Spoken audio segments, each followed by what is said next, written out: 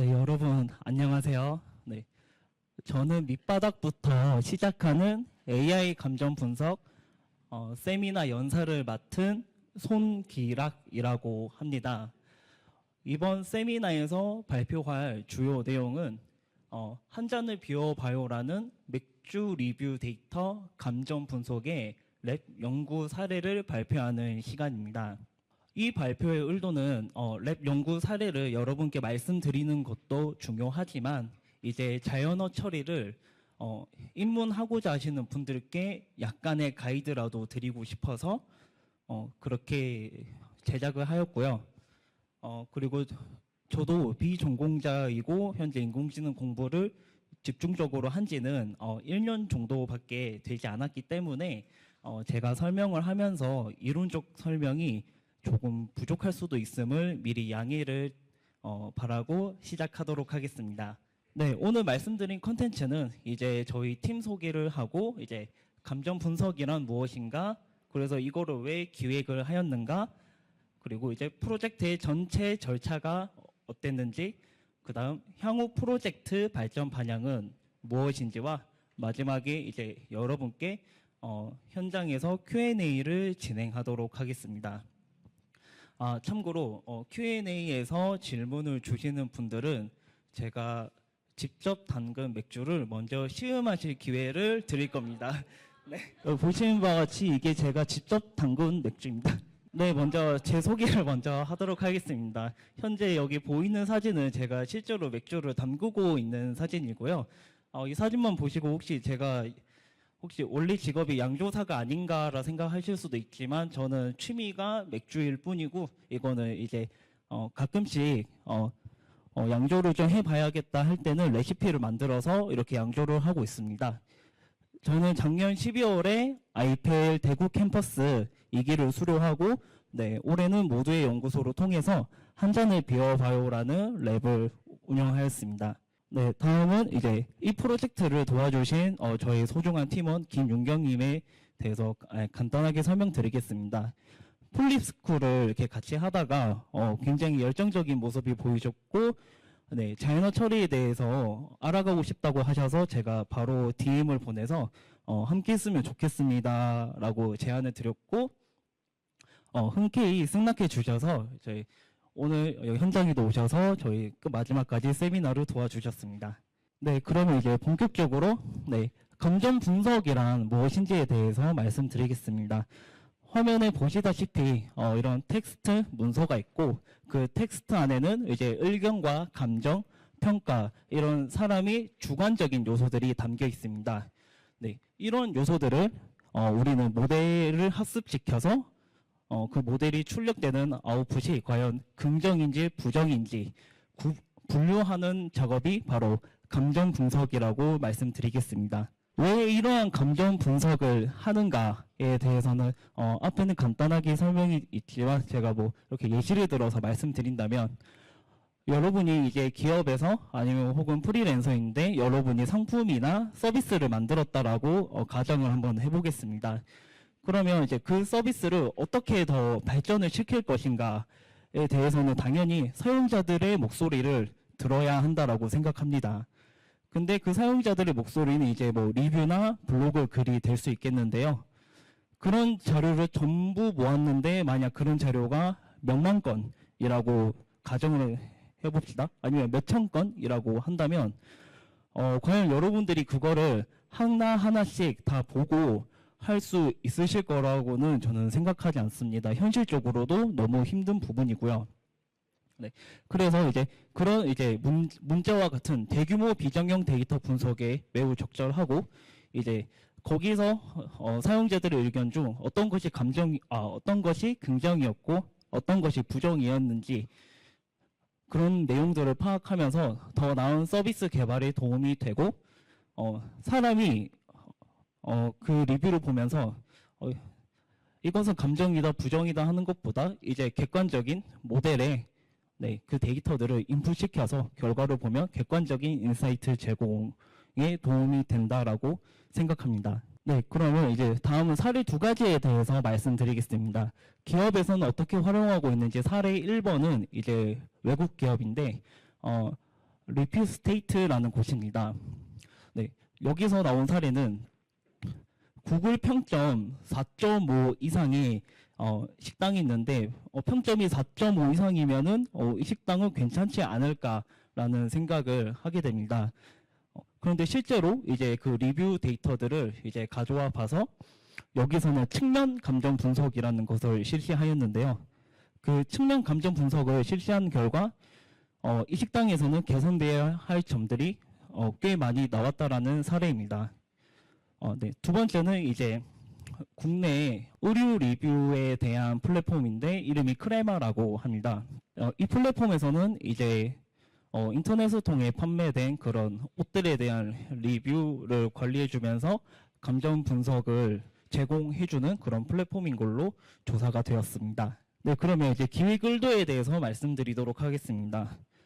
첫 번째는 이 맥주 리뷰 데이터라는 것은 굉장히 다양한 표현이 들어갑니다. 그러니까 단순히 뭐 이 맥주 마셔서 좋았습니다, 이 맥주 마셔서 싫었습니다, 이런 표현보다는 굉장히 다양한 표현이 있습니다.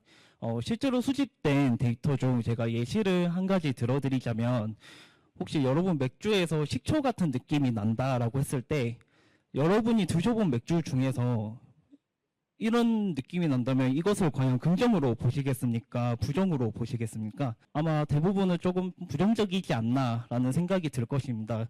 그런데 실제로 맥주 종류 중에서는 그 사워라는 스타일이 있고, 그런 스타일들은 이제 식초 같은 향과 좀 새콤한 느낌이 오히려 장점이 되는 맥주이기도 합니다. 그래서 그런 부분들이 스타일마다 장점인 부분과 단점인 부분 나뉘고, 어떤 맥주에서는 장점이었는데 어떤 맥주에서는 단점이 되기도 합니다.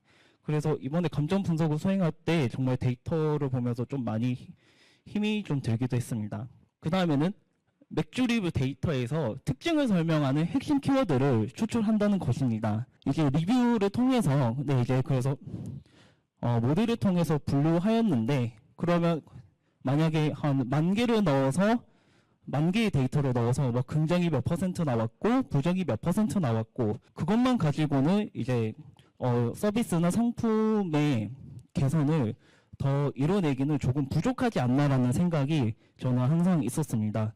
그래서 긍정적인 리뷰 속에서 핵심 키워드를 추출해서 우리가 그 분류 결과와 매핑된 키워드들을 함께 본다면은 조금 더 서비스 개선에 도움이 되지 않을까라고 생각하였습니다. 네, 마지막 세 번째 이유는 정말 중요한 이유인데요. 앞에 있는 발표자가 맥주를 참 좋아하는 사람입니다. 네, 그래서 너무 좋아하다 보니 이렇게 공부한 거와 연결시켜서 분석을 하게 되었습니다. 지금 여기 보시는 거는 여기 그라디오 구동 화면이라고 하는데, 이렇게 머신러닝이나 딥러닝 서비스를 만들고 이제 간단하게 데모 버전을 만들 수 있는 화면입니다.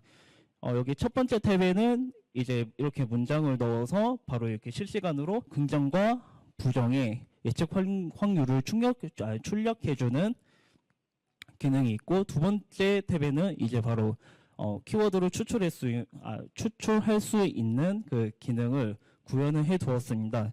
지금 일단 외부로 저희가 틀어놨기 때문에 지금 바로 어떻게 구동되는지 한번 가볍게 보고 넘어가시도록 하겠습니다. 네, 지금 보시는 것과 같이 일단 맥주 이름을 선택하고, 네, 여기 센티멘트에서 긍정을 선택한 다음에 리뷰 토픽을 누르면은 그 문장들 속에서 상위 키워드 10가지를 뽑아줍니다. 여기 보시면은 이제 뭐 드라이 피니쉬 옆에 81이라는 숫자가 정해져 있는데, 드라이 피니쉬가 대표하는 키워드고, 저 키워드와 유사하게 매핑된 키워드의 빈도수가 81개라는 뜻을 가지고 있습니다.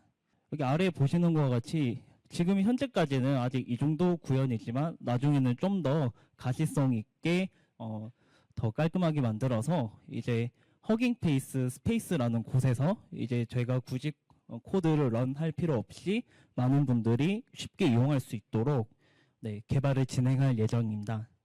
네, 여기 앞에 들어간 문구에 대해서 뭐 간단히 말씀드리자면은 이 맥주에서는 이제 거의 뭐 홈 느낌도 느껴지지 않았고, 마치 난 물을 마시는 것과 같았다라는 느낌입니다. 실제로 이런 표현을 넣었을 때는 바로 이렇게 부정이라고 올바르게 분류하고 있는 모습을 보여주고 있습니다. 여기 이 표현도 약간 재밌는 게 맥주 중에서 여기 보시면은 지금 헬레스라는 부분이 좀 빨간색으로 칠해져 있는데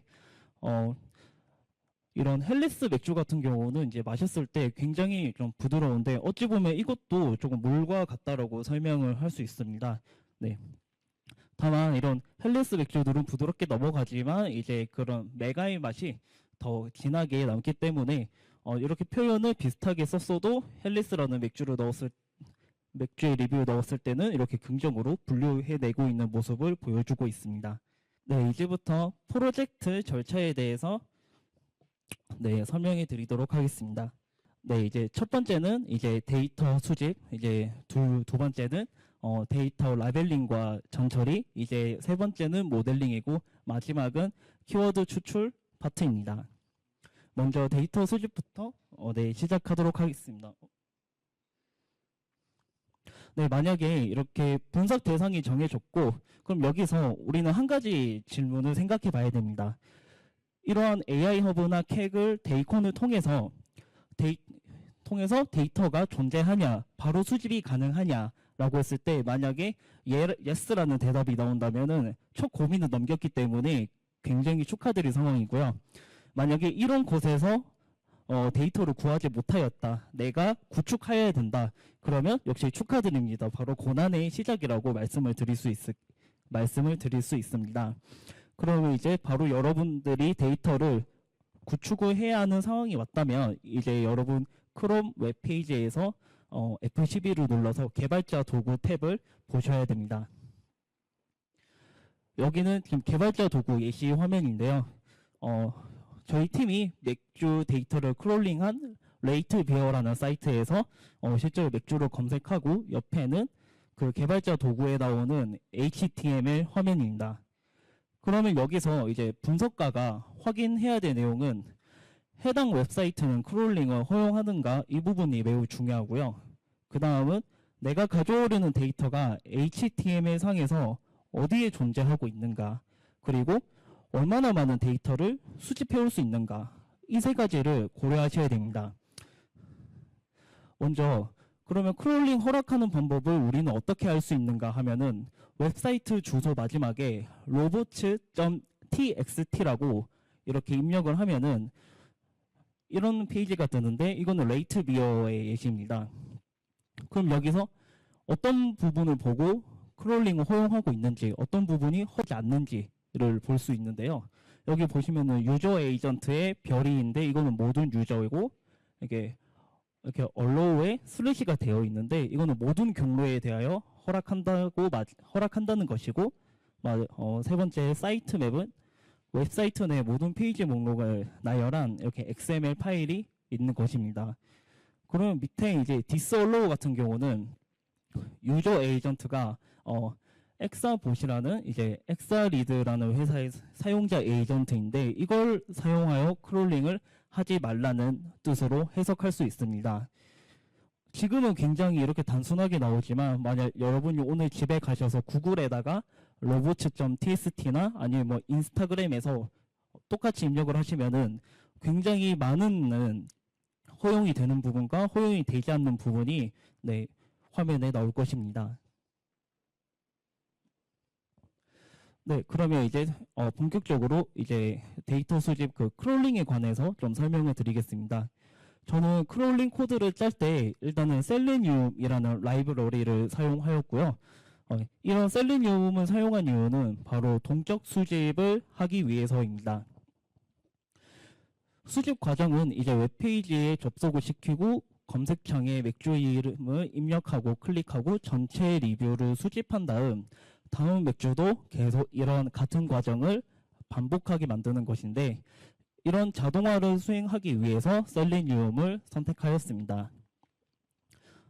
이제 레이트비어닷컴에 이렇게 접속이 되었다면은 아까 보여드린 그 개발자 도구 화면에서 저는 이제 엑스패스 경로를 확인하고 이제 제가 필요한 요소들을 다 추출을 하였고요.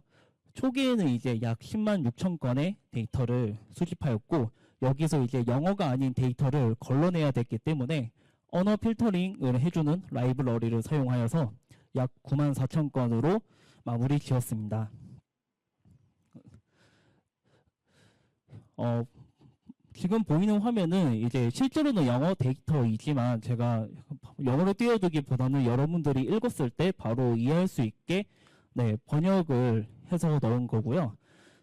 지금 여기 보시면은 맥주 리뷰 데이터의 전반적인 모습은 지금 표현의 다양성이 많다. 그리고 비평 같은 경우는 굉장히 좀 날카롭게 비평하는 모습도 보입니다. 예를 들어서 마지막 줄 보시면은 지금 쓰레기 산업용 라거 맥주라고 이렇게 굉장히 직접적으로 비평하기도 합니다. 네, 이제 두 번째는 이제 데이터 라벨링 및 전처리입니다. 먼저 데이터 라벨링이란 인공지능이 학습할 수 있도록 정보를 목적에 맞게 구분해주는 작업이라고 생각하시면 됩니다.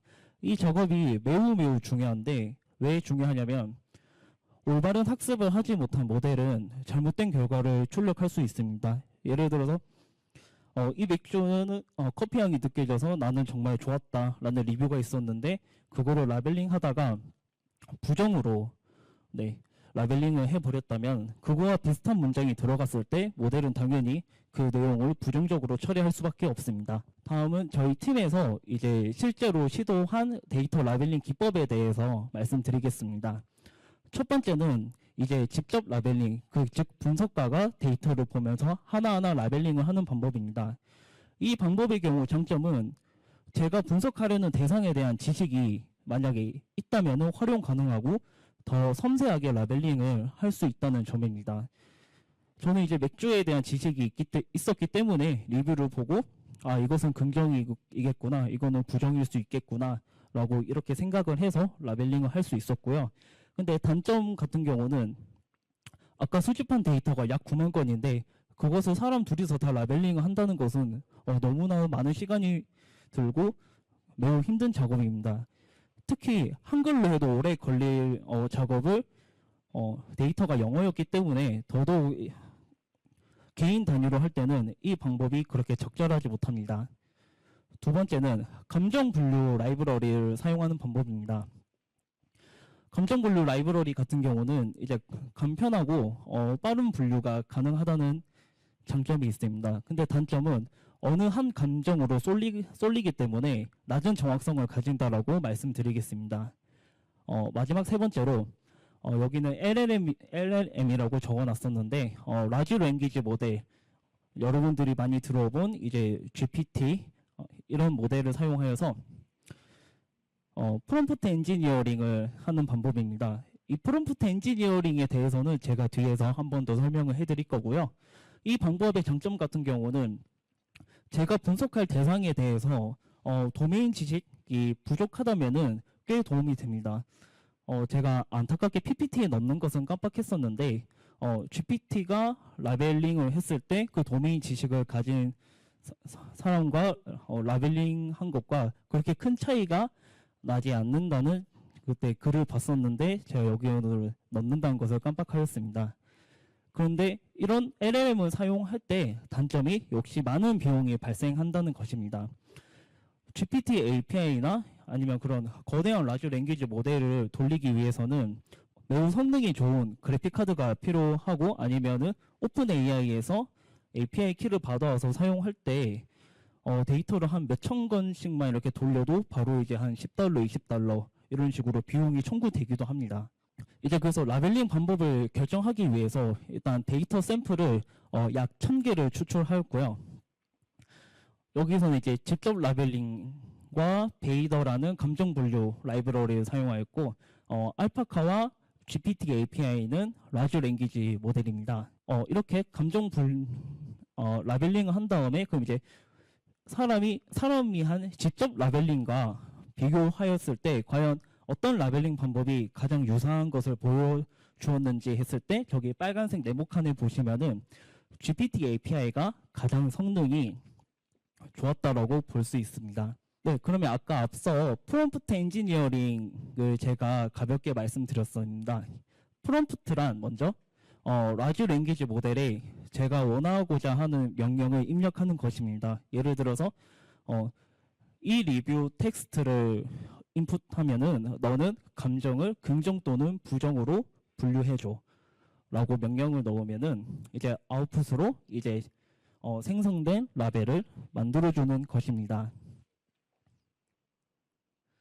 근데 제가 분명 아까 GPT API는 많은 비용이 발생할 텐데 그 많은 9만 건의 데이터를 과연 정말 다 GPT API로만 사용하였느냐 그러면 그러지는 못했습니다. 비용이 너무 많이 들었기 때문에. 그래서 비용 문제를 해결하기 위해서 저는 머신러닝 모델 중에 멀티노미얼 나이브 베이즈를 사용하였습니다. 방법은 화면에 보시는 것처럼 GPT API를 사용해서 원본 데이터에서 일부 샘플을 추출하여 라벨을 해 주었고요. 그 다음에 라벨이 되지 않는 데이터를 모델에 인풋시켜 라벨된 데이터를 기준으로 라벨링이 되지 않는 데이터를 라벨링 할 수 있게 하여서 전체적인 데이터셋을 완성시켰습니다. 네, 지금 여기 보시는 거는 이제 멀티노미얼 나이브 베이지의 작동 원리에 대해서 이제 그냥 간단하게 제가 적어두었고요. 모델에 이제 인풋할 때 이제 감정 레이블이 발생할 이렇게 사정 확률을 계산하고, 네, 그 다음은 각 특성이 주어진 감정 레이블 내에서 등장할 확률을 계산합니다. 네, 그리고 주어진 문장의 각 특성이 감정 레이블에 속할 확률을 계산하고요. 마지막으로 조건부 확률을 비교하여 가장 높은 확률을 가진 레이블로 분류하여서 라벨링을 완료합니다. 여기 이제 왼쪽 같은 경우는 이제 이런 나이브 베이지의 공식을 여러분들이 알아보기 쉽게 이렇게 적어두었고요. 밑에 예시로 텍스트 1의 맥주의 상큼한 향이 너무 좋았어요 하면은 텍스트 1이 긍정을 나타낼 확률은 저런 식으로 다 계산이 된다는 것을 네, 말씀드리겠습니다. 네, 이제 그 다음 이렇게 했을 때 이제 그럼 데이터셋이 완성되었다고 하고, 그럼 이제 그 다음은 그 데이터를 전처리하는 과정이 필요합니다. 이게 데이터 전처리에 대해서 여러분들이 아마 많은 고민을 하시게 될 텐데 저는 항상 이렇게 생각하고 있습니다. 정답은 데이터 속에 있다 하고, 보편적인 방법을 무조건 적용하는 것은 좀 위험하고요. 데이터를 집중적으로 관찰하고 처리해줘야 할 특성도 중요하지만 처리하면 안 될 특성을 찾는 것도 매우 중요합니다.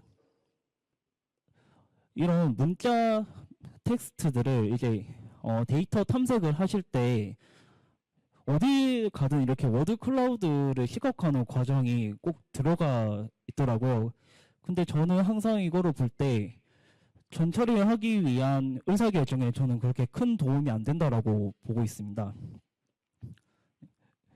물론 이런 방법을 통해서 이런 키워드가 많이 나오는구나 정도 확인하는 것은 좋지만 이런 전처리 의사결정에 큰 도움이 되지 않았습니다.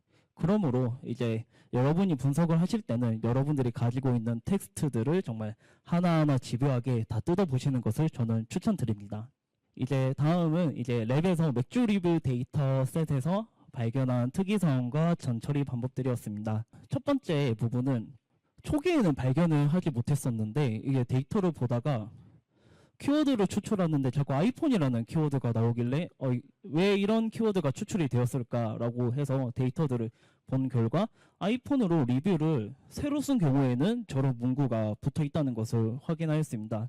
그래서 이제 어찌 보면 저 문구 자체는 감정 분류에 아무 도움이 되지 않았기 때문에 네, 과감하게 삭제를 해 주었고요. 두 번째는 이제 용량을 나타내는 단위와 숫자를 제거하였습니다. 예를 들어서 뭐 500ml를 마셨다, 32온즈를 마셨다 이런 부분들이 감정 분류에 그렇게 큰 도움이 되지 않다라고 생각했습니다. 네. 그 다음은 이제 맥주의 맛을 표현하는 단어들은 이제 절대 잘리지 않고 아무리 많이 언급된다 하더라도 이런 표현들은 무조건 가져가기로 결정하였고요. 네, 이제 그 다음에 여기 마지막 5번째에서 네, 이러한 이제 동사들을 이제 처리하기 위해서 텍스트 정교화를 수행하여 이제 벡터라이저를 할 때 이제 모델이 이제 너무 세세하게 벡터라이저를 하지 않게 해주었습니다. 이런 모든 특성들, 모든 방법들은 이제 정규 표현식을 적용하여서 데이터를 만들었는데요. 만약에 정규 표현식을 아직 잘 모르시거나 아니면 내가 좀 더 배우고 싶다라고 하시면은 저는 다음 두 가지 사이트를 추천드립니다. 첫 번째는 여기 보시는 것처럼 내가 연습하고 싶은 문장을 넣으시고 이 문장 속에서 내가 어떤 요소만 추출해 내겠다라고 생각을 하시고 위에서 정규 표현식을 작성하셔서 연습을 하실 수 있고요. 두 번째는 제가 작성한 정규 표현식이 과연 어떻게 적용되고 있는지 시각화하여 제공해주는 사이트입니다. 저는 현재도 이 두 가지 사이트를 매우 애용하고 있고 이렇게 연습을 하다 보면은 이제 자연스럽게 이제 여러분이 나중에 문자에서 제거해야 될 표현에 대한 정규 표현식을 짜는데 큰 어려움이 없으실 거라고 생각드립니다. 다음은 프로젝트 자체에서 이제 세 번째 모델링 파트입니다. 이제 데이터도 만들어졌고 전처리도 했다면 이제 가장 중요하게 어떤 모델에 우리는 내가 만든 데이터를 넣을 것인지 고민을 해봐야 됩니다. 네, 여기서 저는 모델을 고르기 위한 기준을 5가지 정도 생각을 했는데요. 자연어 처리 태스크 중 우리는 어떤 것을 수행할 것인가를 먼저 생각해 보셔야 됩니다. 내가 하려는 태스크가 생성인지 이제 분류인지 아니면 그 외 다른 것인지, 그리고 현재 내가 가진 자원 뭐 GPU나 아니면 그런 가지고 있는 이런 GPU를 대여할 수 있는 비용이 과연 얼마가 있는지를 반드시 고려하셔야 되고요. 이제 그 다음에 내가 참고할 만한 자료가 과연 많은가. 너무 최신 모델은 참고할 만한 자료가 좀 적을 수도 있기 때문에 내가 참고할 만한 자료를 확인을 해보셔야 됩니다. 네 번째로 내가 사용할 데이터의 언어로 사전 학습이 된 모델이 있을까, 이거를 고려하셔야 되고요. 네, 마지막으로 사용하려는 모델이 논문에서 좋은 성능을 보여주었는가를 확인하셔야 됩니다. 그렇게 해서 총 2가지 모델 후보를 만들었고, 첫 번째는 이제 인코더 디코더로 구성되어 있는 구글에서 발표한 T5와 다음은 이제 인코더 레이어로만 구성되어 있는 버트, 이렇게 2가지 정도를 고려하였습니다. 네, 그러면 이제 모델 설명을 좀 하기 전에 또 한 가지 더 중요한 게, 모델의 성능을 평가하기 위해서는 이제 다양한 평가 지표가 존재하는데 저는 오늘 분류 태스크에 대하여만 평가 지표 대표되는 3가지를 먼저 설명드리겠습니다. 정확도와 정밀도와 재현율이 이렇게 3가지가 있는데, 정확도 같은 경우는 이제 전체 모델이 전체 예측 결과 중 올바르게 분류된 비율을 말을 합니다. 다만 이 정확도를 사용하실 때는 이제 데이터 라벨링이 균형이 된 상태에서 사용을 하셔야 되는데, 제가 쉽게 예를 들자면 만약에 맥주 리뷰 데이터가 100가지가 있고 이제 긍정이 90개고 부정이 10개라고 가정하겠습니다. 근데 제가 만든 모델이 긍정만 출력을 해버린다 했을 때 여기서 정확도는 90%가 나와버립니다. 굉장히 잘못된 출력임에도 불구하고 정확도가 높게 나와버린다는 그런 점이 있습니다. 이제 두 번째는 이제 정밀도입니다. 모델이 이제 양성으로 이제 예측한 샘플 중에서 실제로 양성인 샘플의 비율이라고 설명할 수 있습니다. 즉 이제 쉽게 다시 간단하게 말씀을 드리자면은 모델이 예측한 것 중에서 과연 실제로 양성인 게 얼마나 되는지라고 생각하시면 되겠습니다.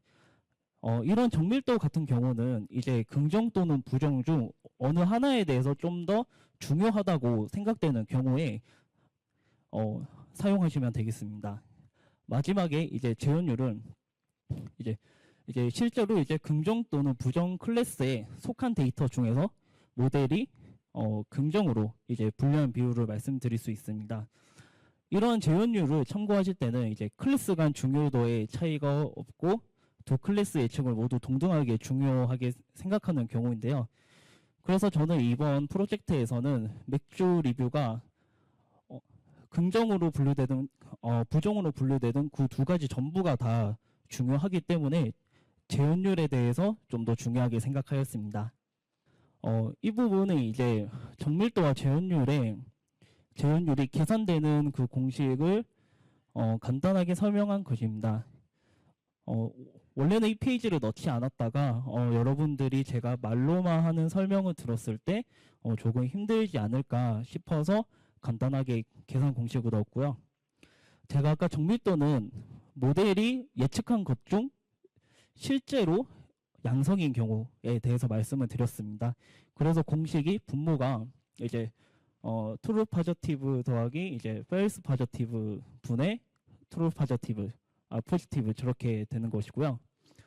재현율 같은 경우는 이제 실제로 양성인 것 중에 모델이 분류하였을 때 양성인 것에 대한 비율을 나타낸다라고 제가 말씀을 드렸습니다. 그래서 아까 초기에 이제 그라디오에 사용된 최종 모델은 바로 버트였습니다.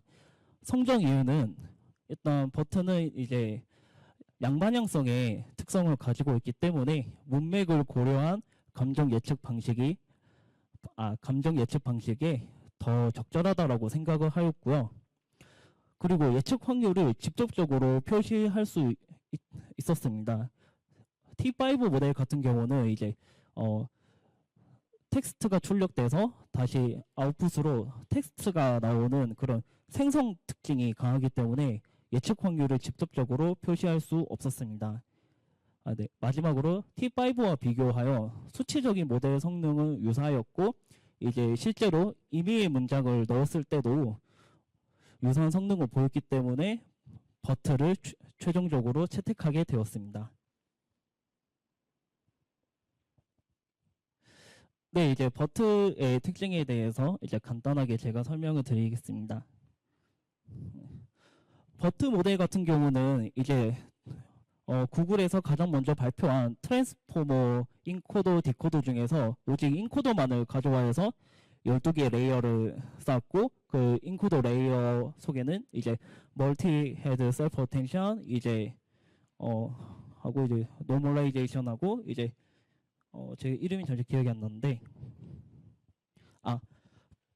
피드 포워드 뉴럴 네트워크 그 다음에 다시 노멀라이제이션 이렇게 해주고 있습니다. 각 층에 대한 역할은 다음과 같습니다. 멀티 헤드 셀프 어텐션 같은 경우는 입력 토큰들 간의 상관관계를 고려하여 각 토큰의 중요도를 계산하는 메커니즘이고요. 여러 개의 서로 다른 가중치 행위를 사용하여 다양한 관점에서 토큰 간 상호작용을 잡아낸다라고 할 수 있습니다. 네, 그 다음에 이제 노멀라이제이션 같은 경우는 셀프 어텐션 결과를 정교화하고 각 토큰의 중요성을 조정하여 학습을 안정화시키고 모델의 성능을 향상시키는 부분이라고 할 수 있습니다. 이제 그 다음에 피드포워드 뉴럴 네트워크 같은 경우는 각 토큰에 대한 개별적인 특성을 학습하고 강화하는 역할을 하는 부분입니다. 이 네트워크는 이제 각 토큰의 잠재적인 의미를 캡처하고 이제 인베딩을 변형해준 역할이고 이제 그 위에서 다시 노멀라이제이션은 두 번째에서 말씀드린 과정을 반복합니다. 그러면 이제 밑에 보시면은 버튼을 문장의 시작에 구분하기 위해서 CLS 토큰이 들어가는데요. 그러면 CLS 토큰 이제 I like beer가 총 이 12개의 레이어를 통과하면서 이제 분류 결과를 출력한다라고 보시면 되겠습니다. 네, 두 번째 특징은 이제 포지션 인베딩과 이제 세그먼트 인베딩입니다. 여기 보시면은 이제 버트 레이어에서 워드 피스는 이제 아까 제가 말씀드린 것처럼 이제 문장이 버트 레이어에 들어갈 때 각 토큰이라고 생각을 하시면 되고요. 포지션 인베딩 같은 경우는 지금 이 각 토큰의 순서라고 생각하시면 되겠습니다. 그러면 이제 가장 위에 있는 이제 그럼 세그먼트 인베딩은 무엇이냐 하면은 지금 워드 피스에서 보시면은 중간에 SEP라는 토큰이 들어가 있습니다. 이 SEP 토큰 같은 경우는 모델의 문장이 이제 인풋될 때 그것을 나눠주는 역할을 하는데요. 그러면 세그멘트가 0이다라는 것은 버트에 입력되는 그러니까 컴퓨터는 0을 첫 번째로 하니까 첫 번째 문장이라고 생각하시면 되고요. 그러면 이제 두 번째 이제 1부터는 버트에 입력되는 두 번째 문장이라고 생각하시면 되겠습니다. 여기서 조금 더 제가 추가적인 설명을 드리자면은 모델이 받아들이는 문장의 개념과 사람이 생각하는 문장의 개념이 다릅니다. 우리는 문장이라고 하면은 마침표로 나눠진 것을 문장이라고 생각하실 수 있는데 모델에서 받아들이는 이제 문장, 문서의 개념은 예를 들면은 챗봇 데이터 같은 경우는 질문이 있고 답이 있습니다.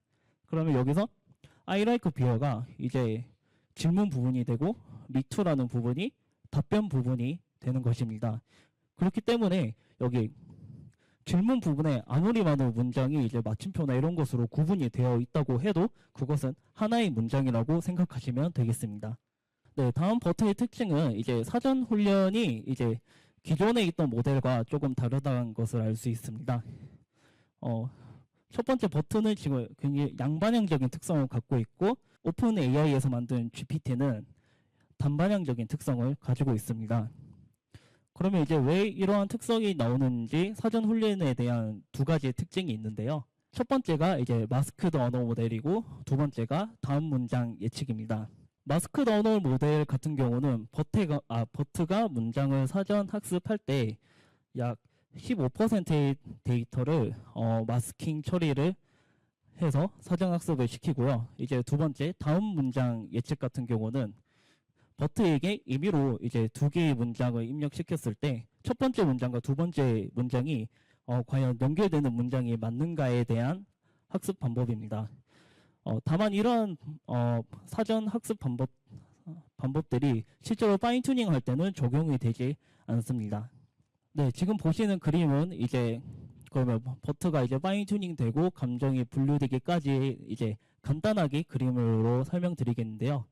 파인 튜닝을 하기 위해서 이제 학습과 검증용 데이터와 이제 테스트 데이터로 나누었고 파인 튜닝을 거친 뒤 파인 튜닝된 버트 모델을 생성하여 이제 여기에 테스트 데이터를 넣어서 이제 최종적인 감정 분류를 할 수 있다는 구조입니다. 네, 이제 그러면 이렇게 만약에 파인 튜닝까지 했고 이제 모델의 성능을 봤는데 생각보다 만족이 되지 않을 수도 있습니다. 저는 이때 이제 가장 시도하기 쉬운 방법은 바로 데이터 증강이라고 생각이 드는데요. 여기서 말하는 데이터 증강이 단순히 크롤링을 해서 그럼 데이터를 더 넣나요? 뭐 다른 데이터를 넣나요? 이런 개념이 아니라 여러분이 기존에 수집하셨던 데이터를 복제한다라고 생각하시면 되겠습니다. 저는 이 데이터 증강을 하기 위해서 이제 이지 데이터 아규멘테이션이라는 논문을 참고하였고요. 그중 가장 성능이 좋았던 것은 동의어 교체 방식이었습니다.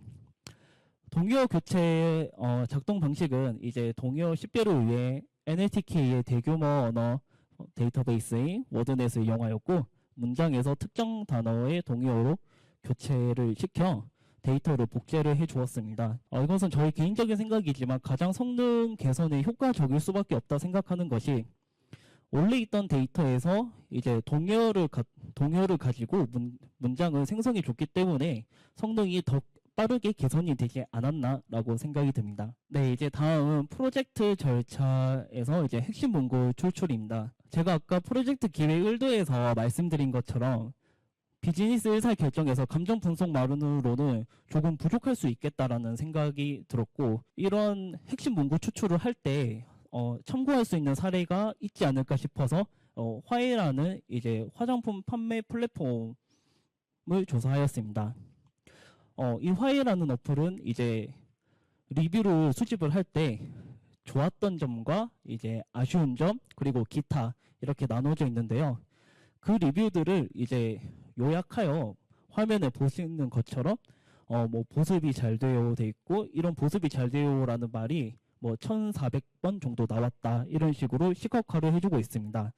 네, 그래서 이런 것을 봤을 때 저희 팀도 이제 리뷰 속에서 핵심 키워드를 추출하고 키워드별 유사도를 측정하여 그것들을 그룹핑 해주자라는 생각을 가지게 되었습니다. 여기 보시는 그림이 그럼 우리는 이렇게 하겠다라고 하는 이제 가상의 그림인데요. 여기서 사용한 모델은 이제 키버트를 사용하여서 추출하였고 여기 보시면 이제 긍정과 부정으로 나뉘어지고, 긍정에는 이런 키워드가 나올 수 있지 않을까, 부정적인 것에는 이런 것들이 나올 수 있지 않을까라는 생각을 하였습니다. 그러면 이제 키버트에 대해서도 간단하게 말씀을 드릴 건데요.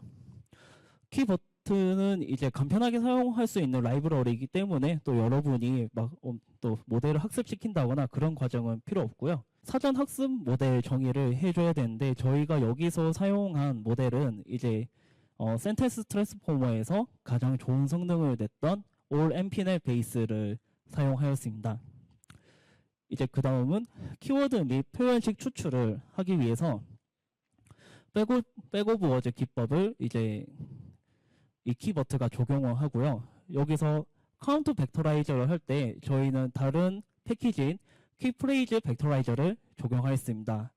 그러면 키프레이즈 벡터라이저의 장점이 무엇이냐고 말씀하신다면은, 기본적으로 키버트는 이제 키워드를 추출할 때 엔그램 범위를 지정해 줘야 됩니다. 여기서 엔그램이 만약에 1이라고 치면은 단어 한 가지고요. 엔그램이 2라고 치면은 단어 두 개가 합쳐져서 나옵니다. 분석가들은 적절한 엔그램을 찾기가 너무 힘들기 때문에 이렇게 자동으로 이렇게 엔그램을 지정하지 않아도 추출할 수 있는 키프레이즈 벡터라이저를 사용하였습니다. 또한 이 패키지 안에서 이제 SPCY를 사용하여서 저희는 명사구 출력을 더 힘을 썼는데요. 왜 명사구 출력을 하였냐 하면은, 형용사와 명사가 결합된 형태로 키워드를 추출하면은 상품의 특징을 우리가 더 명확하게 알 수 있지 않을까라는 생각을 하였습니다. 네, 이제 그 다음은 이렇게 입력된 키워드들은 이제 아까 저희가 불러왔던 사전 학습된 모델을 통해서 임베딩 벡터로 변환이 되고요. 마지막으로 키워드 임베딩과 문서 임베딩 간의 코사인 유사도를 계산하여서 그 유사도가 높은 순으로 이제 3개를 추출할지 5개를 추출할지 저희가 결정을 할 수가 있습니다. 저희가 처음에는 이제 여기 보시는 것처럼 명사 가중을 하지 않고 실제로 그냥 단순 동의어 그룹핑을 했을 때 나이스 이렇게 시퍼라는 키워드 안에 매핑된 결과입니다. 지금 보시면은 단순히 그냥 나이스가 들어갔을 뿐인데 너무 많은 것들이 매핑이 되었기 때문에 저희는 이것은 지금 잘못된 매핑 결과라고 생각을 하였고, 명사 가중 그룹핑을 한 결과 지금 나이스 시퍼에는 이제 여기 보시는 것처럼 이렇게 상관없는 키워드가 아닌 그래도 이렇게 관련 있는 키워드들이 매핑이 되었다라는 결과를 만들어내었습니다. 네, 이제 마지막으로 향후 프로젝트 발전 방향에 대해서 설명드리겠습니다. 첫 번째는 이제 데이터 라벨링 세분화라고 말씀드릴 수 있겠습니다. 이번 프로젝트에서 제가 너무 아쉬웠던 점은, 긍정과 부정을 이제 분류하는 것은 크게 이제 성능이 매우 괜찮게 나왔기 때문에 만족했지만, 사실 프로젝트 초기 의도는 중립적인 문장도 우리가 구분을 하겠다라는 의도를 가지고 있었습니다. 근데 다만 이제 데이터의 특징을 봤을 때 도대체 어떻게 해야 중립적인 문장으로 라벨링을 할 수 있을까, 이것은 아직도 해결하지 못했습니다. 두 번째는 핵심 문구 추출의 실시간 서비스 활용 부적합 부분입니다. 데이터셋에서 이제 키버트를 사용하여 키워드 추출 시간이 오래 걸렸기 때문에 만약 이것을 사용하는 사용자들이 데이터를 가져와서 넣고 실시간으로 결과를 보기에는 조금 힘듭니다. 그래서 저희가 앞서 보여드린 그라디오는 벌써 키워드는 사전에 추출되었고, 그 추출된 키워드를 가지고 매핑하는 결과를 보여드린 것이었습니다. 네. 세 번째는 이제 이것은 좀 제 개인적인 욕심이지만, 맥주 추천 시스템을 이제 감정 분석과 연계하여 개발을 한다는 생각을 가지고 있습니다. 여기서 추천 시스템에는 이제 컨텐츠 기반 추천 시스템 개발을 목표로 하고 있는데요. 그림에 보시는 것과 같이 컨텐츠 기반 추천 시스템은 유저가 선호한 맥주에 대해서 이 유사한 맥주를 이제 추천을 해주는 구조입니다. 그러면 이제 유저가 선호한다는 것을 알려면 당연히 감정 분석이 동반이 되어야 된다는 것을 알 수 있습니다. 네, 그럼 지금부터 사전 질문에 대한 답변을 시작하도록 하겠습니다. 네, 첫 번째 사전 질문인데요. 최근 감정 분석의 정확도가 어느 정도인가요? 라는 질문을 받았습니다. 저는 이 질문에 대해서 답변 드리기는 조금 모호한 게, 이제 기업마다 만든 모델이 성능은 당연히 제각각일 것이고, 그렇다면 논문에 기재되는 모델을 기준으로 말씀드린다면은, 논문에 기재될 때 이제 성능이 좋다, 이제 최고다를 할 때 그 소타라는 말을 사용하는데, 그런 소타급은 대부분 이제 0.9 이상, 네, 평가 지표마다 0.9 이상이다라고 말씀드리겠습니다. 네, 그리고 두 번째 사전 질문인데요. 어느 부분에서 다방면으로 필요한지 알고 싶다는 질문이었습니다. 이 부분은 이제 발표를 시작할 때 가볍게 설명드리긴 했지만, 꼭 상품이나 서비스의 리뷰뿐만 아니라 이제 여러분이 문장 속에서 뭐 비속어로 처리해야 된다든지, 아니면 굉장히 극적인 감정을 담은 문장들을 분류해내야 된다든지, 어떤 서비스를 만들고 거기서 연결시킬 부분은 저는 좀 무궁무진하다라고 좀 생각하고 있습니다. 네, 세 번째 사전 질문인데요. 여기서 내용은 이제 분석이 되는 사람이 거부감을 느낄 수 있고, 만약에 그 리뷰 속에서 복합적인 감정이 있는데 일부분만 해석된다면 대상도 곤란할 것 같다라는 질문을 해주셨습니다. 여기서 분석 대상이 거부감을 느낄 수 있다는 부분을 제가 지금 확 와닿지는 않지만, 그나마 이런 부분을 간접적으로라도 막으려면은 제가 앞서 말씀드린 것처럼 크롤링을 허용하는 곳에서만 반드시 하셔야 한다고 저는 생각합니다. 그리고 이제 복합적인 감정이라는 부분은 이 부분은 해소하기 위해서 이제 실제로 이제 감정 분석에서 좀 더 나아가면은 측면 감정 분석이라는 것이 있습니다. 뭐 예를 들어서 이 레스토랑은 내가 좋아하는 파스타는 참 잘하지만 웨이터가 좀 너무 시크한 것 같아요 라는 리뷰가 있었을 때, 지금 여기서 두 가지 그 감정의 측면이 존재합니다. 바로 음식에 대한 만족 긍정과 이제 웨이터 서비스에 대한 불만족 부정이 이렇게 존재하죠. 그래서 이런 측면 감정 분석을 사용한다면은 일부분만 분석되어지는 경우는 점점 적어질 것이라고 생각합니다. 그 다음에 왜 그런 감정으로 판단되었는지 자세하게 설명 가능한 알고리즘에 대한 것인데요. 이 부분은 좀 아쉽지만 딥러닝 모델은 사람이 할 수 없는 연산을 꽤 빠른 시간 내에 매우 많이 이루어집니다. 그래서 그 연산을 이해하기 힘들기 때문에 블랙박스라고도 불리고요. 하지만 XAI라고 설명이 가능한 인공지능이라는 개념도 존재하니, 만약 이 질문을 주신 분께서는 이 부분을 한번 확인해 보시는 것을 저는 추천드립니다. 네, 그 다음에 피드백을 받는 방법인데요. 저는 피드백을 받는 방법은 이제 간단하게 한 두 가지 정도 추천드리자면은, 모델의 성능에 대한 피드백은 이제 당연히 이제 완전히 새로운 데이터를 또 수집하여서 그 성능을 보시면 되고, 두 번째는 이제 제가 분석하기로 한 대상에 대한 이제 어느 정도 이해를 가진 그런 사람들에게 감정 분석 서비스를 한번 사용해 보게 하고, 네, 의견을 듣는 방법이라고 생각합니다.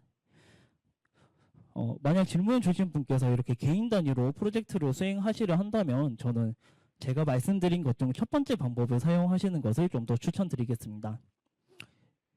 네, 그 다음은 데이터를 활용한 AI 모델 생성은 어디부터 공부를 시작하면 좋나요? 라는 질문이 있었는데, 저는 이 질문에 대해서 답변을 드리자면은, 일단 내가 만들고 싶은 서비스가 무엇인지 결정이 되어야 한다라고 생각합니다. 지금 생성 모델에 대해서 말씀해 주셨는데, 그럼 내가 이 어떤 것을 생성을 할 것인지를 결정을 하셔야 내가 어느 부분을 공부해야 되고 어떤 것이 더 필요한지 저는 알 수 있다라고 생각을 하고 있습니다. 네, 그 다음 이제 인문 추천 도서나 강의가 있을까요? 저는 제가 강의를 별로 좋아하지 않는 편이라서 강의 추천은 좀 불가능하고, 만약에 이 질문을 주신 분께서 이제 뭐 텐서플로우나 파이토치를 고민을 하고 계시다면은 텐서플로우 기반으로는 위키독스에 보시면은 자연어 처리 입문이라는 책이 있습니다. 그 책에는 이제 뭐 텐서플로우에 대한 지식과 자연어 처리의 여러 가지 태스크들을 다 연습할 수 있도록 자세히 설명이 되어 있고요. 만약에 파이토치를 하신다면은 이제 외국 도서이긴 한데 트랜스포머를 활용한 자연어 처리라는 책이 있습니다. 그 책을 보시면은 이제 여러 가지 태스크에 대해서 이제 연습을 하실 수도 있고 데이터가 부족하거나 분석 과정에서 생기는 문제점에 대해서 해소할 수 있는 방법이 그 책에 좀 자세히 설명되어 있습니다.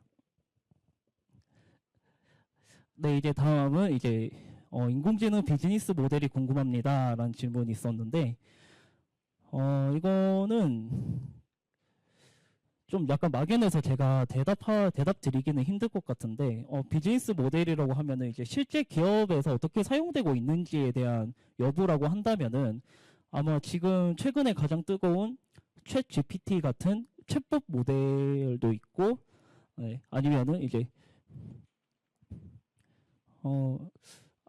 아니면 이제 번역 외국의 플랫폼 중에서 딥L이라는 이제 매우 좋은 성능을 보여주는 그런 번역 모델도 있습니다.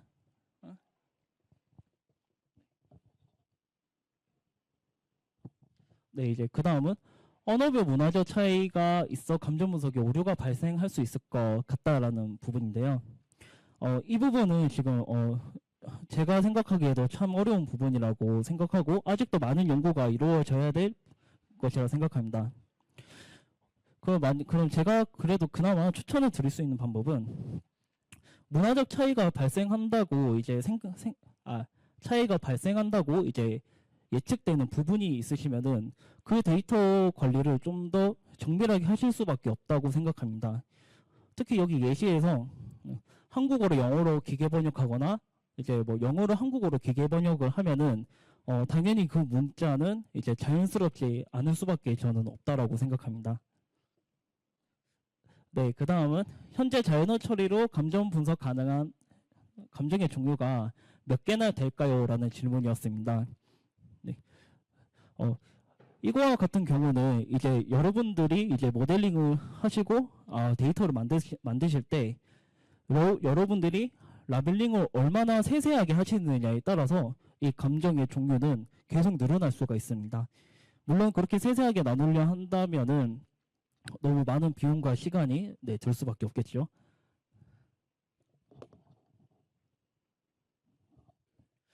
네, 이제 다음 질문입니다. 네. 사투리 같은 경우 같은 말이라도 감정 분석 결과가 이제 달라져야 하는 경우도 있는데 이런 것은 어떻게 처리하는가라는 질문이었습니다.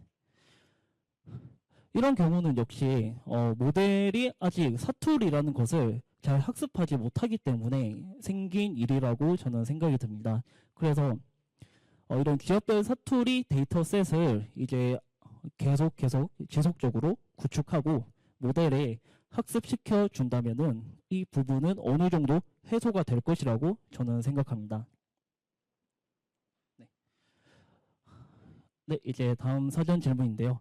자연어 외 얼굴 사진, 제스처, 동영상 등으로 감정 분석하는 연구는 어디까지 발전되었고 이슈는 무엇인가요? 라는 질문이었습니다.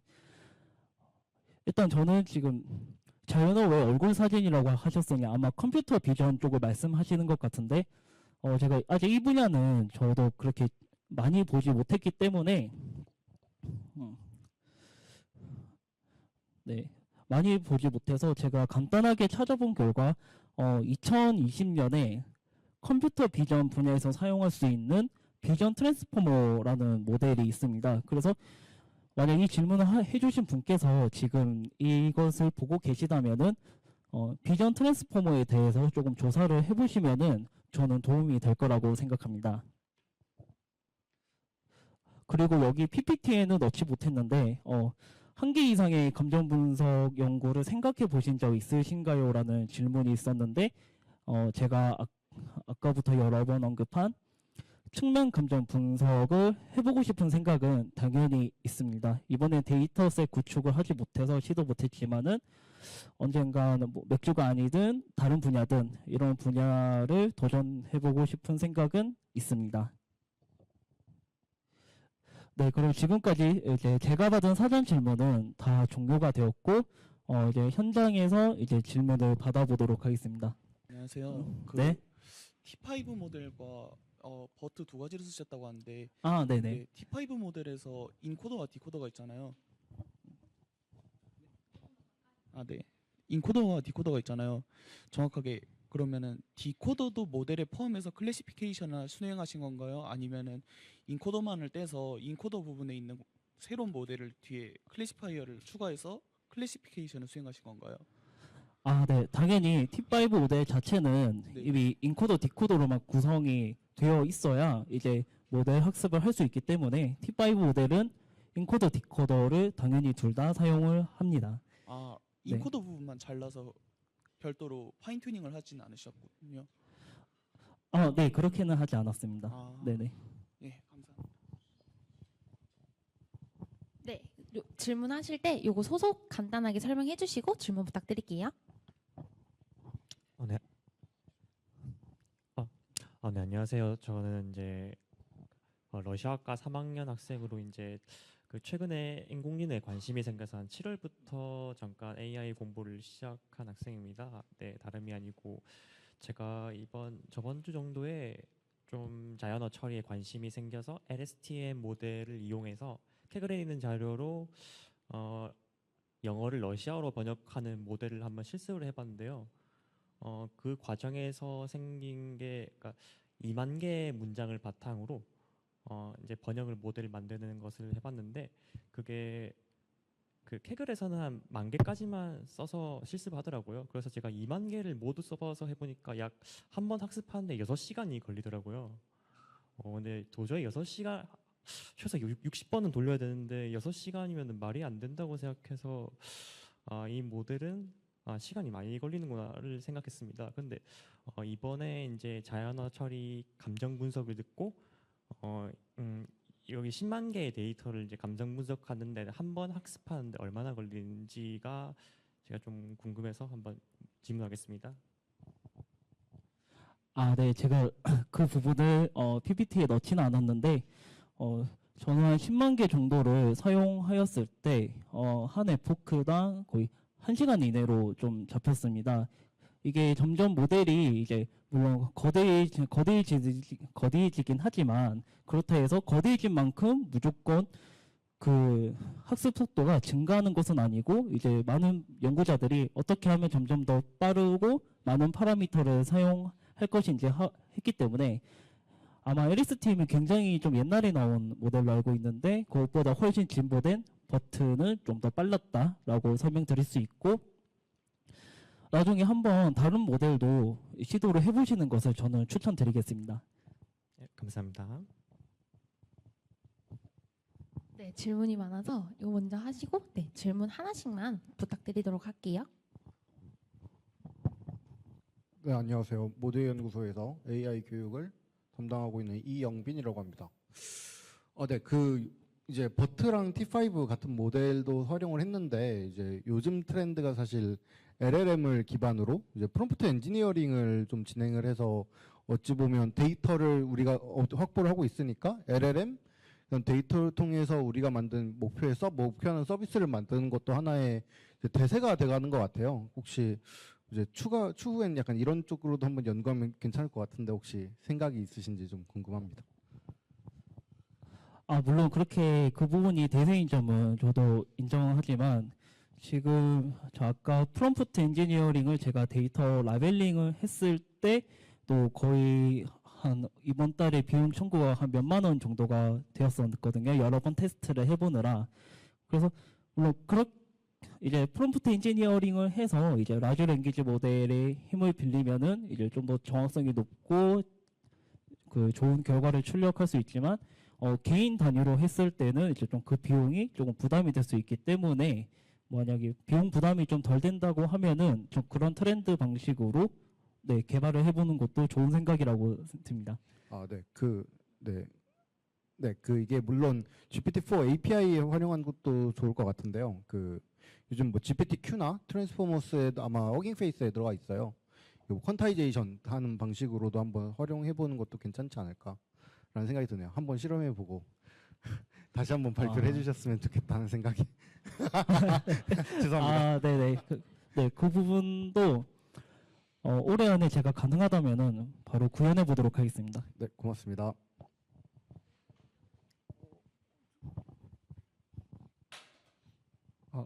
네, 발표 잘 들었습니다.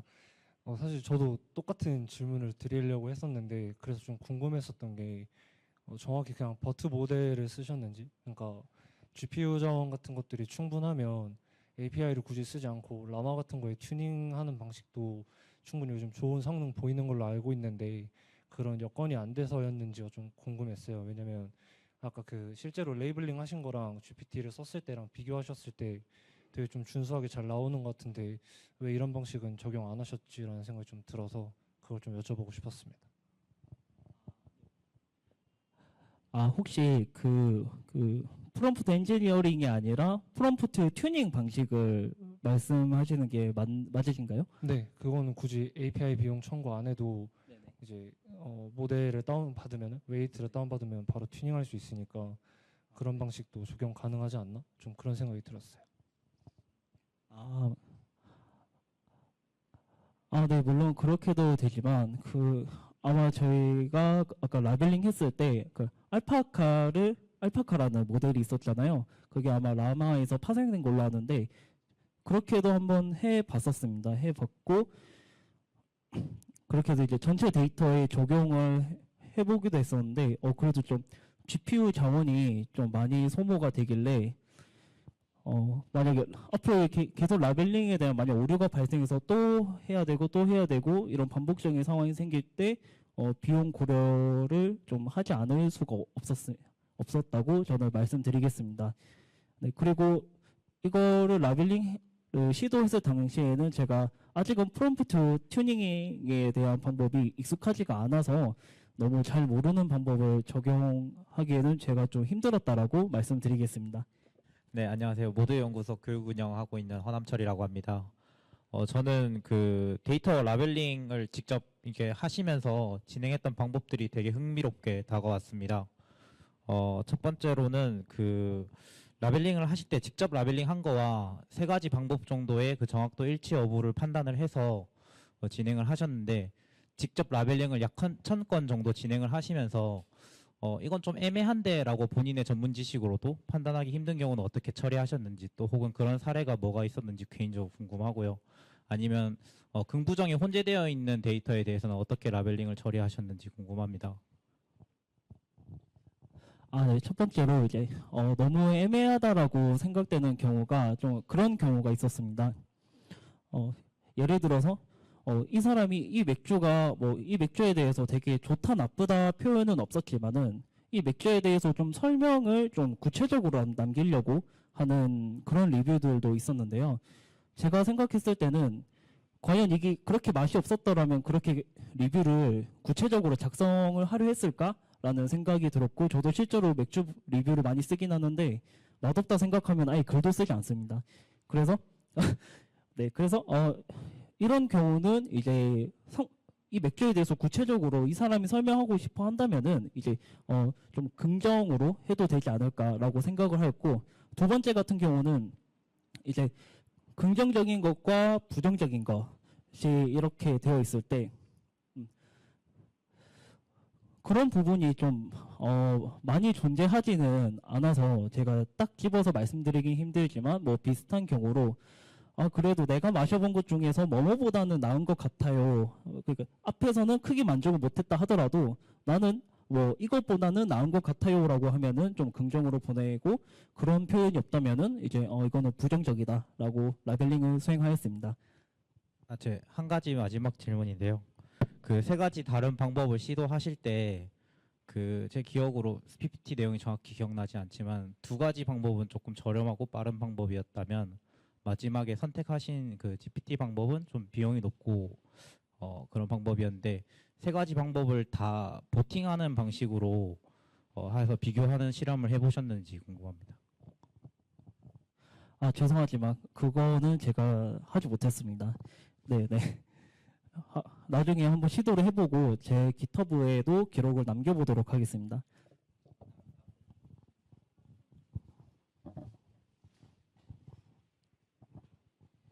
네, 저는 비영리 연구재단에서 연구하고 있는 최하준입니다. 오늘 발표 감사합니다. 저는 이 질문은 아니고요. 아까 나이브 베이즈 확률 얘기하셨잖아요. 근데 발표하신 그 뒤로는 베이즈 얘기가 전혀 없어가지고 들으면서 베이즈 확률이 들어가 있으면 되게 신박한 아이디어였을 것 같다는 생각이 드는데 베이즈 부분이 그 뒤에서 어떻게 들어갔는지 좀 궁금합니다. 네. 그 나이브 베이즈 같은 경우는 이제 저희 팀이 그 GPT API를 사용했을 때 사람이 직접 라벨링 한 것과 유사하니까 그 GPT API를 전체 데이터 약 94,000건에 다 적용을 할 수 없다 생각을 하였고, 그때 이제 사용한 그러니까 데이터 라벨링을 위해서 나이브 베이즈를 사용하였습니다. 그 다음에 이제 실제 감정 분류 모델링을 위해서는 버트를 사용하였다는 것이 앞에 보이시는 PPT 발표의 내용이었습니다. 네. 네네. 일단 그 원본 데이터에서 저희가 한 몇천 건 정도로 뽑았고, 이제 거기다가 이제 API를 적용하여서 이제 감정 분류를 한 다음에 나이브 베이즈 모델에 라벨링이 된 데이터와 되지 않는 데이터를 인풋시켜서 라벨링이 된 데이터를 기준으로 되지 않는 데이터가 라벨링이 될 수 있게끔 적용을 해서 데이터를 만들었습니다. 또 질문 있으신 분? 네. 저는 그 모두의 연구소를 알게 된 지 아직 일주일째 되지 않았고 저번 주 금요일에 대전 캠퍼스에서 있었던 원데이콘 한번 참석해본 2학년 학생입니다. 제가 드릴 질문은 그 아까 그레디오에서 그 감정 분석의 결과가 포지티브랑 네거티브 두 개로 나뉘어졌는데 그리고 아까 키버트 익스트랙션에서는 긍정적인 분석 부분이 다크 초콜릿 향이었고 네거티브 부분이 시큼한 그런 결과가 나왔었는데, 아직 개발된 수준으로는 그렇게 포지티브 네거티브 두 개로만 분석이 가능한지, 아니면 아까 강연자분께서 초반에 말씀해 주신 것처럼 시큼한 그런 맛이 누군가에게는 긍정적인 부분이 될 수 있잖아요. 그래서 그렇게 어떤 맛이라는 카테고리를 누르면 그 약간 원형 그래프처럼 뭐 시큼하다가 몇 % 나왔다, 그 다음은 달콤함이 몇 % 나왔다, 그런 저희가 시각적으로 볼 수 있는 것도 툴이 있는지 조금 궁금해서 질문 드렸습니다. 일단 첫 번째는 지금은 긍정과 부정까지만 지원을 하고 있고요. 근데 향후 이제 중립 데이터 라벨링에 대한 좀 더 확실한 근거가 생기면은 당연히 긍부정 중립 다 지원되게끔 할 거고, 이제 그라디오 상에서는 이제 여러분들이 이제 그런 시각화하는 코드를 이제 그라디오를 실행하기 위한 코드에 합쳐준다면은 그 시각화 부분도 당연히 출력이 됩니다. 네, 근데 지금 저희가 이제 그거를 하지 못했던 이유는 솔직하게 말씀드리자면 시간이 좀 부족하여서 좀 더 가시성 있게 만들지 못하였습니다. 네. 감사합니다.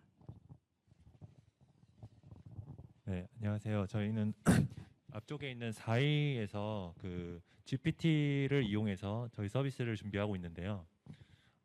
저희도 이제 감정 분석이 필요해서 이 자리에 함께하게 됐는데, 저희는 지금까지 저희가 찾은 접근하는 방법은 GPT로 통해서 감성 부적까지도 저희는 그 데이터를 얻고 있거든요. 근데 저희가 이제 제한된 문맥을 GPT한테 던져주는데 그 문맥 내에서 상대적으로 감정을 분석하려는 저희는 목적이 있어요. 이 경우에도 저희가 그 문맥이 바뀔 때마다 그 문맥 내에서 감정을 이제 상대적으로 분석할 수 있는지, 이런 접근 방식을 사용해서 저희만의 모델을 만들 수 있는지 이론적으로 어떤지 여쭤보고 싶습니다. 좀 너무 어려운 질문인 것 같아서 제가 지금은 이해를 이제 다 하지 객관적으로 못했는데, 네네. 매 문장마다 감정을 분석하신 것 같은데 저희는 그 일정한 문단 안에서 각각의 문맥을 그러니까 문장마다 분석을 원하거든요.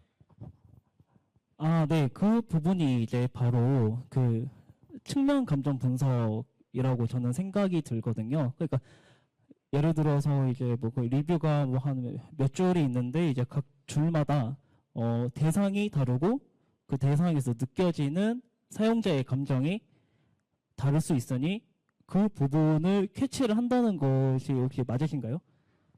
맞는 것 같습니다. 네. 그 부분은 이제 측면 감정 분석이고 지금도 충분히 지금도 활발하게 연구되고 있고 가능한 분야라고 생각이 듭니다. 이제 다만 데이터셋을 이제 만드는 게 전 좀 이번에 쉽지 않았고 저도 GPT 사용해서 했었는데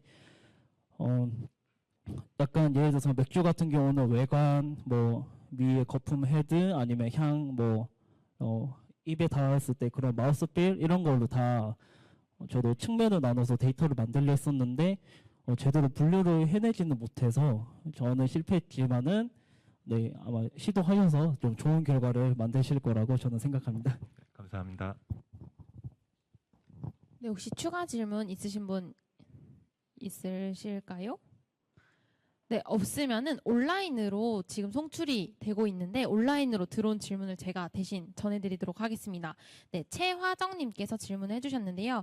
첫 번째로는 로우 데이터에서 이모지나 느낌표 등은 어떻게 처리하셨는지도 궁금합니다. 라고 질문 주셨는데 혹시 답변 가능하실까요? 네, 가능합니다. 저는 그런 이모지, 즉 이모티콘 같은 것은 저는 솔직하게 말씀드리면은 제거를 하였고요. 네, 뭐 제거를 했던 이유는 예를 들어서 제가 가지고 있는 데이터셋에서 만약에 뭐 그런 감정을 나타낼 때 이모지가 많이 쓰였다면은 당연히 그 부분을 제거할 때 조심해야겠죠. 그 이모지가 들어갔다는 것만으로도 감정 분류에 그런 힌트가 될 수 있으니까. 근데 제가 수집한 데이터에서는 이모지가 들어갈 일이 거의 없었습니다. 거의 없었기 때문에 저는 만약에 그게 포함됐다 하더라도 과감하게 삭제하는 것을 결정하였습니다. 네. 네, 감사합니다. 혹시 추가 질문 없으시면 최하정님의 두 번째 질문이 있는데요. 네, 만약 크롤링 데이터가 영어가 아닌 한국어였다면 처리 방법에 어떤 차이가 있었을까요?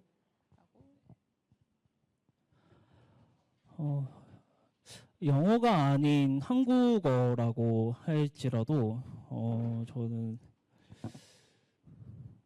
제가 아까 말씀드렸던 그 전처리 기준을 잘 생각해 봐야 된다라고 생각합니다. 네. 한국어라고 해도 이제 어떤 부분이 제거가 되면 안 될지, 어떤 부분은 제거를 해야 될지, 네. 그것을 기준으로 이제 생각을 하셔야 된다라고 말씀드릴 수 있겠습니다. 네, 감사합니다. 여러분, 이제 손기랑님 연사님께 질문 드릴 수 있는 마지막 기회 드릴 텐데 혹시 없으시면 네, 저희 다음 순서로 이어가려고 하는데 없으실까요? 네, 그러면은 기랑님께 한 번 더 큰 박수 부탁드리겠습니다.